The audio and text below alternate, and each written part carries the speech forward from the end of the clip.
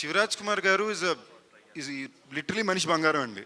అంటే you don't even have to ఏ ఒక్క సెకండ్లో కూడా ఆ వ్యక్తి ఆయన ఏ స్థాయిలో ఉన్నారు, ఎలాంటి వ్యక్తి అని ఒక థాట్ మీకు చూపిరు. చాలా జాలీగా ఫ్రెండ్లీగా ఉంటారు. ఫర్ ఎగ్జాంపుల్ చెన్నైలో ఉన్నప్పుడు ఆయనకి మన రెస్టారెంట్ నుంచి చెన్నై ప్లాస్ నుంచి ఆయన ఫుడ్ పంపా, సార్ టేస్ట్ చేయండి ఆవిడకి, ఆయనకి, మేడం గారికి.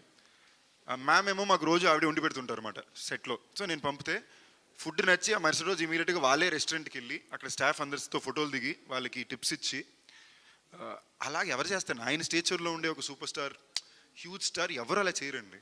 నేను అడగను కూడా లేదు. నేను అందుకేగా మీరు ఎక్కడ వెళ్తారని సార్ నేను పంపా. బట్ ఆయనగా వెళ్ళి ఇది చేసి ఆయన అక్కడి నుంచి వీడియోలు తీసి నాకు పంపి, is a gem and is a baby అండి.